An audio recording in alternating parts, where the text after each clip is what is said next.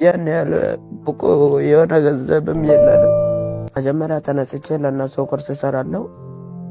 ከዛ በኋላ ቁርስም ከሰራ በኋላ ለእናቴም ትንሽ አጥሚት እሰራለሁ። እናቴ ከታመማች በኋላ አንድ ቀንም ተጫውቼ አላውቅም ብሏል።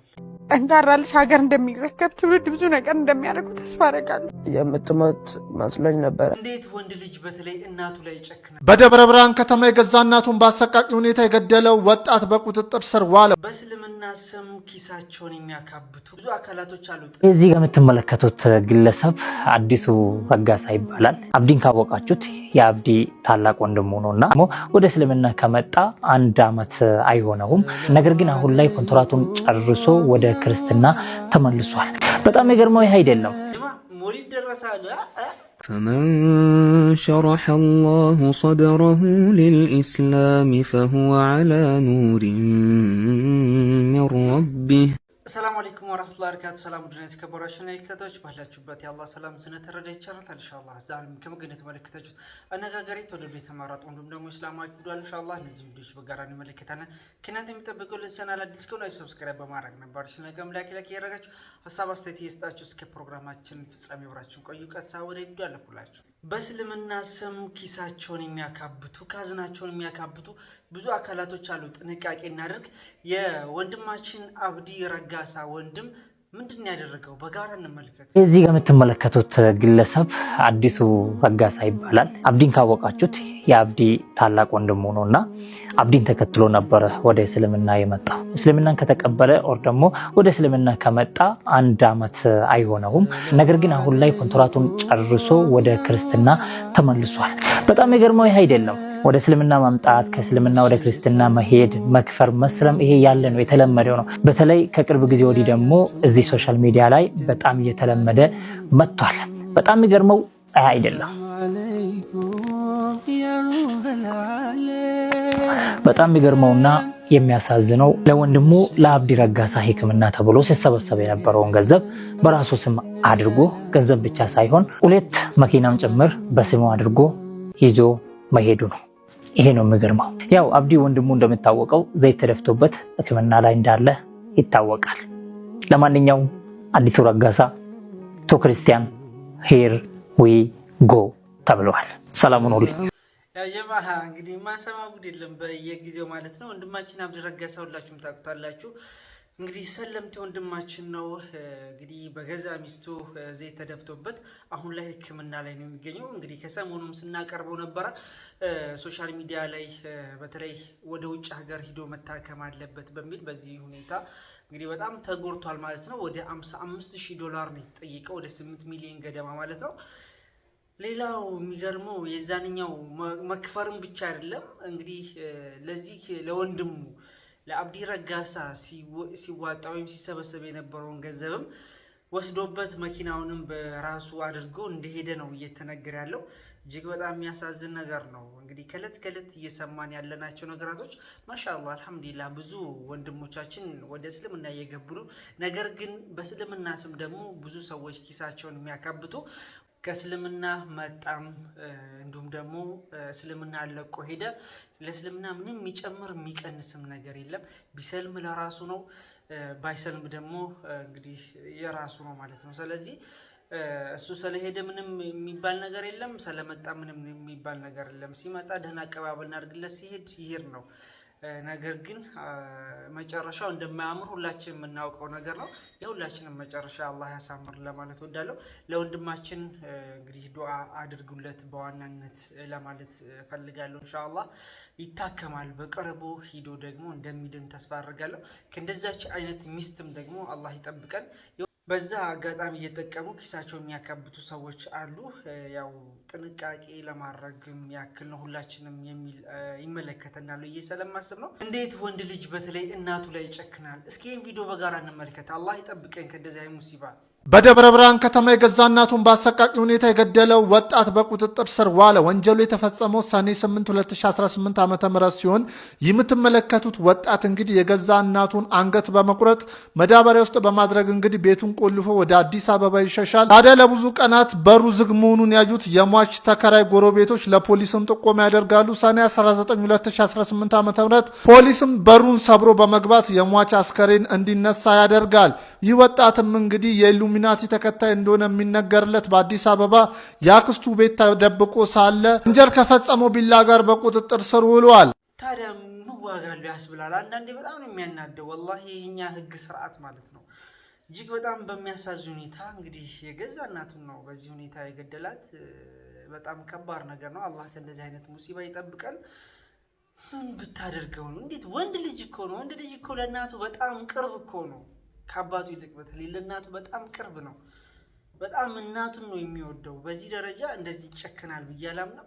ነገር ግን እስር ቤት ነው የምንቀልበው። በቃ ችግሮቻችን በቃ ይሄ እኮ ነው። ይሄ ልጅ ይታሰራል፣ በቃ ከዛ የሆነ አመት ይፈረድበታል፣ ይለቀቃል። ህጎቻችን አሁንም መሻሻል አለባቸው። ህጎቻችን ካልተሻሻሉ ወንጀል ብዛት ቁጥር ይጨምራል እንጂ ምንም አይቀንስም። እንደዚህ አይነት ወንጀል የፈጸመ ሰው እንግዲህ ልኩም ቢያገኝ እስከ ወዲያኛው ማለት ነው ስርዓት ይያዝ ነበር። ብዙ ሰዎች ወንጀል አይሰሩም ነበር፣ ደፍረው አይሰሩም ነበር እሞታለሁ ብሎ ስለሚያስቡ ማለት ነው። እጅግ ያሳፍራል። ምን ትላላችሁ በዚህ ጉዳይ ላይ? ሱብሃንአላህ እጅግ ያሳዝናል። ወደ ላይኛው ጉዳይ አለፍኩላችሁ። ማችን ካሊድ እናት አላህ ይዘንላትና እንግዲህ እናቱን ጀናዛ አስቀምጦ ነው እንግዲህ ፈተና የተፈተነው። እንግዲህ የአባይ ቲቪ ላይ ቀርቧል። ምንድነው እስኪ በጣም ስቅስቅ ብሎ እያለቀሰ ያስተላለፈው መልእክት አለ። እጅግ በጣም ነው ልቤን ነካው። ይህን ቪዲዮ በጋራ እንመልከት። ያን ያህል ብቁ የሆነ ገንዘብም የለንም። መጀመሪያ ተነስቼ ለእነሱ ቁርስ እሰራለሁ። ከዛ በኋላ ቁርስም ከሰራ በኋላ ለእናቴም ትንሽ አጥሚት እሰራለሁ። ጠንካራ ልጅ ሀገር እንደሚረከብ ትውልድ ብዙ ነገር እንደሚያደርጉ ተስፋ አደርጋለሁ። እኔ ነበር ያስታመምኳት። እናት አባት ኖሮት የሚያድግ ልጅና በዚህ ሁሉ ፈተና ውስጥ ሆኖ ህመሙን የቤቱን ስቃይ ተሸክሞ እንደሚኖር ልጅ በጣም ብዙ ልዩነት ያለ ይመስለኛል። ከታመመች በኋላ አንድ ቀን ተጫውቼ ማለቀው የተቆፈረ ዲሽ አለ፣ እዛ ላይ ወደቀች። ያ ማታም የምትሞት መስሎኝ ነበረ። ማንም ሰው አጠገቤ ነበር።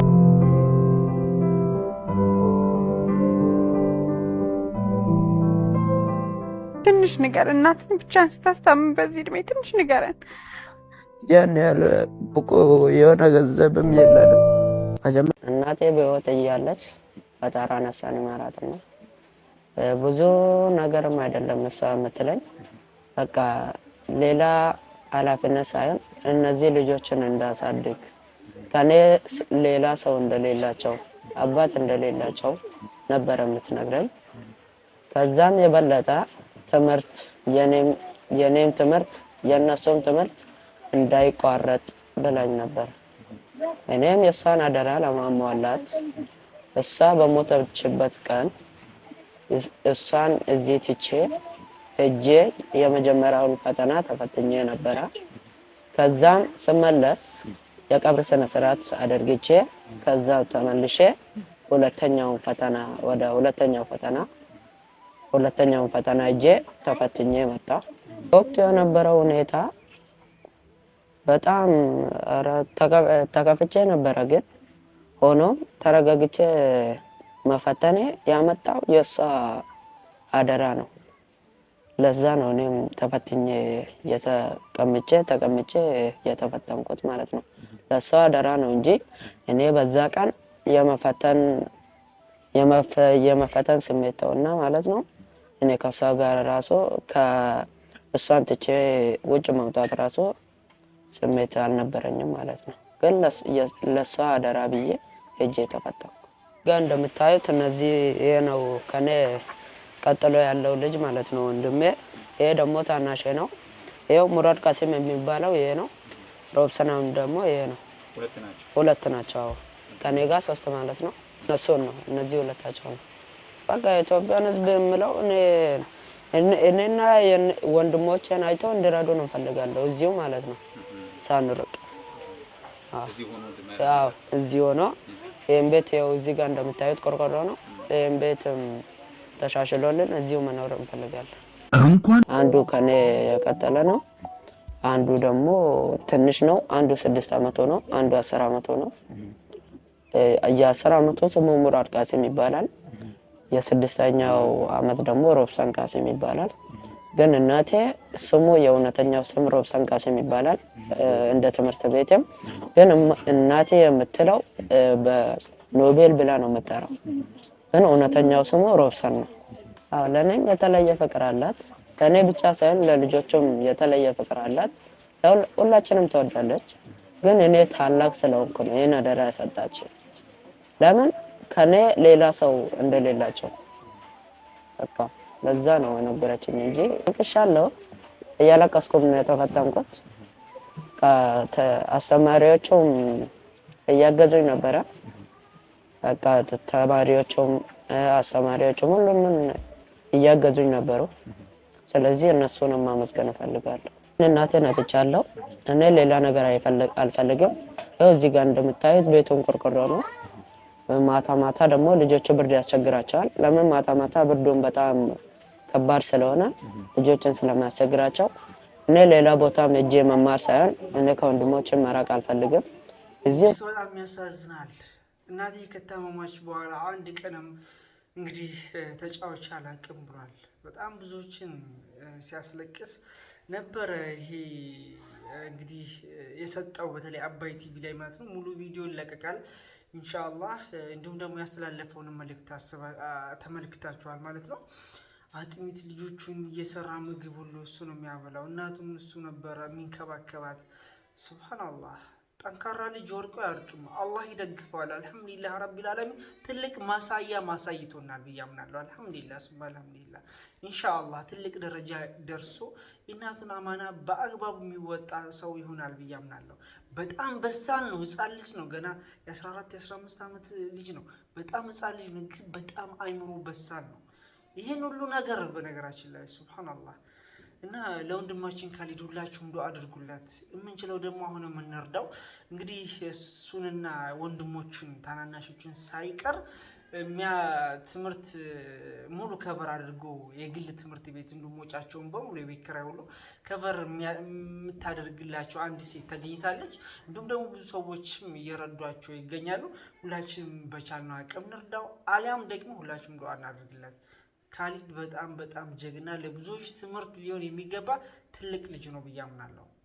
ሱብሃንአላህ። አላህ ትልቅ ቦታ ያደርሰው ኢንሻአላህ። በጣም እጅግ በጣም ያሳዘነኝ ልቤን ስለነካው ነው። የተለያዩ ቪዲዮዎች ደግሞ ሙሉ ሲለቀቅ ብዙ ትምህርት እንደምንወስድ እንግዲህ ነገር እንመለከታለን። ወደ ሌላኛው ዛሬ ቪዲዮአችን ይሄ ምስል ነበር። አብራችሁ ስለቆያችሁ ከልብ አመሰግናለሁ። ሰላም አለይኩም ወራህመቱላሂ ወበረካቱ። መልካም